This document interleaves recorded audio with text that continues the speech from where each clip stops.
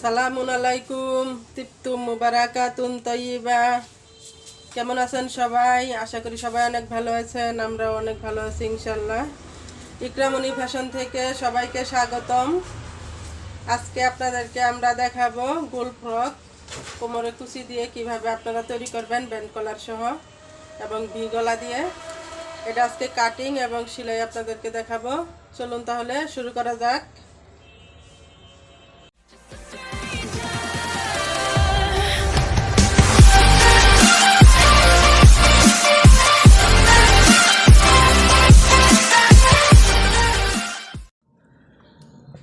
প্রথমে 4 ভাঁজ করে কাপড়টি আমরা বিছিয়ে নিয়েছি। সাধারণত আমরা যেভাবে কাপড় বিছিয়ে নিই সেমভাবে কাপড় বিছিয়ে নিয়েছি। এখন আমি উপরে দাগ দিয়ে নিলাম, এটা আমাদের কাটা পড়বে আর এটা সিলির দাগ। আর তারপরে যেহেতু ব্যান্ড কলার কিংবা শার্ট কলার আমরা করে থাকি তখন কিন্তু একটু তেরসা টাইপের হয়, এটা 1.5 ইঞ্চি নিচে দিলেই হয়। আমি কিন্তু মাপ ছাড়াই নিয়েছি পরিমাণ করে। আপনারা 1.5 ইঞ্চি নিচে কিন্তু এই মাপটা করবেন, একটু অ্যাঙ্গেল সিস্টেম হবে, নয়তো কিন্তু আপনার কাজ সুন্দর হবে না। তো আমরা ছোট বাচ্চার ছিল এই কারণে কিন্তু আমরা 6.5 ইঞ্চি নিয়েছি, মানে 13 ইঞ্চি কাঁধের মাপ নিয়েছিলাম। আর 2.5 ইঞ্চি আমরা গলার মাপ নিয়েছি, আর নিচে কিন্তু 6.5 ইঞ্চি আমরা মাপ নিলাম।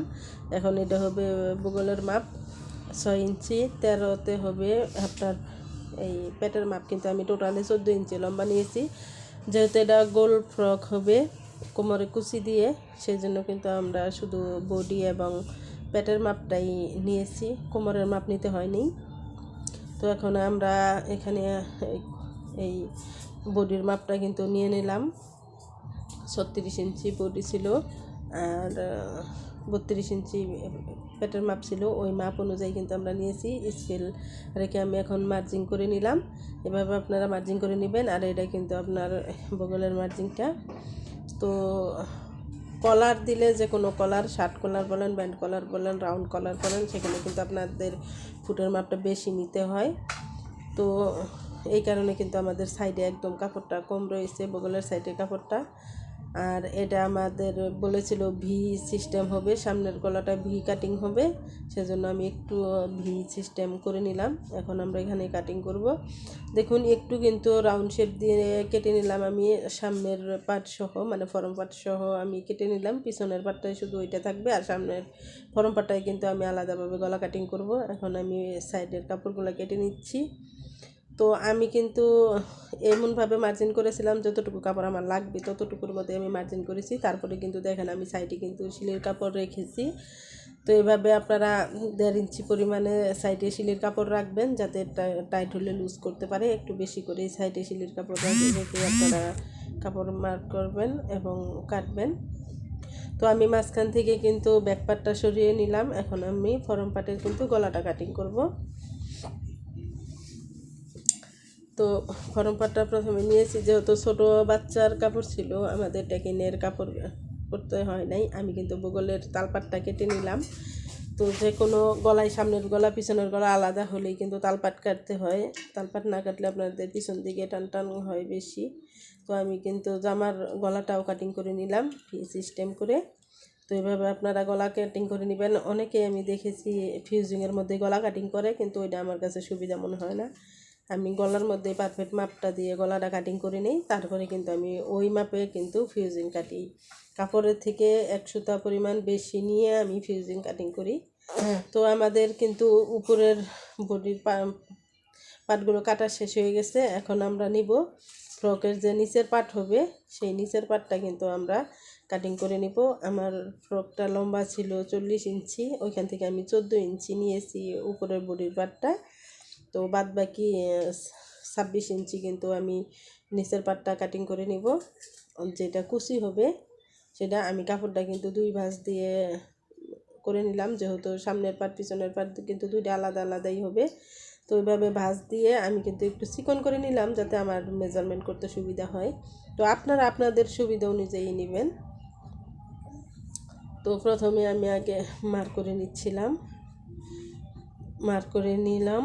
এটা আমি কাপড়টা যত সোজা করে আমি কেটে নিতে পারি সেটার মার্ক। তারপরে কিন্তু আমি 1/2 ইঞ্চি পরিমাণে নিলাম, এটা আমার সিলিতে চলে যাবে। তো সিলিতে চলে যাওয়ার পরে কিন্তু এই নিচে যে মার্কটা করেছি সেখান থেকে আমি 26 ইঞ্চি লং নিলাম। এটা কিন্তু আমার 26 ইঞ্চি লং। আর সেখান থেকে আমি অপর সাইডেও 26 ইঞ্চি একটা মার্ক করে নিলাম, যাতে আমাদের কাপড়টা তেরচা না হয়ে যায়। তো আমাদের মার্ক করে ওখানেও কিন্তু আমি 1 ইঞ্চি পরিমাণে বেশি নিছি, যে নিচের ভাঙ্গাটা আমি ঠিকঠাকভাবে দিতে পারি আমার জামা তৈরি করার পরে, যাতে জামাটা শর্ট না হয়ে যায়। তো আপনারা ঠিকঠাক মাপ দিয়ে এই কাপড়টা কাটিং করে নেবেন। আমি কিন্তু নিচের সামনের এবং পিছনের পার্টটাই কিন্তু কাটিং করে নিলাম এভাবে গোল ফ্রকের জন্য, একদম সোজা কাটিং, এটাতে কোনো ঝামেলা নাই।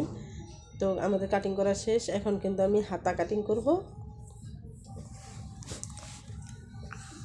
প্রথমে হাতা আমি কাপড়টা কিন্তু ভাঁজটা খুলে নিচ্ছিলাম, খুলে নেওয়ার পরে কিন্তু এখান থেকে আমি হাতাটা ভাঁজ দিয়ে নিলাম। এখানে আমার অলরেডি 2 পার্ট ছিল, 2 পার্ট করা হয়ে গেছে। তো 2 পার্ট থেকে কিন্তু আমার 4 পার্ট আমি করে নিয়েছি। সেখান থেকে আমি এখন হাতার লম্বা মাপটা নিলাম। হাতার লম্বা ছিল আমার 18 ইঞ্চি, আর হাফ ইঞ্চি নিয়েছিলাম আমি শিলির জন্য। আর হাতার মোহরি ছিল আমার 5.5 ইঞ্চি, সেটাও কিন্তু আমি মার্ক করে নিলাম। আর ওই মোহরি থেকে আপনি বগলের মাপ পর্যন্ত একটা স্কেল বসিয়ে মার্ক করে নেবেন। তো এইভাবে আমি হাতাটা মার্ক করে নিয়েছি। এখন কিন্তু আমি হাতাটা কাটিং করে নিচ্ছি। একদম সহজভাবে আপনারা হাতা কাটিং করবেন। এটা কিন্তু 3/4 হাতা হবে, 18 ইঞ্চি লম্বা, 16, 18 এটা 3/4ই হয়। এর চেয়ে বেশি 19-20-এ চলে গেলে কিন্তু পরাই ফুল হাতার মতো হয়ে যায়। তো আমাদের হাতা কাটিং করা শেষ। এখন কিন্তু আমরা জামার যেভাবে তালপাট কাটিং করে নিয়েছিলাম সেইভাবে কিন্তু আমি হাতারও তালপাট কাটিং করে নিলাম। তো আমাদের আজকে কাটিং করা শেষ। এখন আমি ওই গলাটা কাটিং করে দেখাবো আপনাদেরকে। গলার জন্য আমি ফিউজিং নিয়ে নিচ্ছি। এই পাতলা ফিউজিংগুলো যেগুলো আঠার মতো থাকে, আয়রন দিয়ে সুন্দরভাবে বসিয়ে দেওয়া যায়, ওই ফিউজিংগুলাই কিন্তু আমরা ব্যবহার করে থাকি। তো এই দেখুন আমি গলাটা বসিয়েই কিন্তু ফিউজিংয়ের মধ্যে মার্ক করে নিলাম। ওই মার্ক অনুযায়ী কিন্তু আমি গলাটা কাটিং করে নিচ্ছি। তো আশা করি ভিডিওটা ভালো লাগবে, আপনাদের উপকারে আসবে। আর যদি ভালো লাগে অবশ্যই আপনারা লাইক কমেন্ট শেয়ার করবেন, আমাদের পেজটি ফলো দিয়ে রাখবেন। আর যদি আপনারা ইউটিউব চ্যানেল থেকে দেখে থাকেন অবশ্যই কিন্তু আপনারা সাবস্ক্রাইব করবেন এবং বেল আইকনটি বাজিয়ে দিবেন, যে প্রত্যেকটা ভিডিও আপনারা সর্বপ্রথম পেয়ে যান। তো আমাদের গলাটা কিন্তু কাটিং করা শেষ। আজকের মতো আপনারা কাটিং দেখলেন, আগামী ভিডিওতে আপনারা সেলাই দেখবেন। আল্লাহ হাফেজ।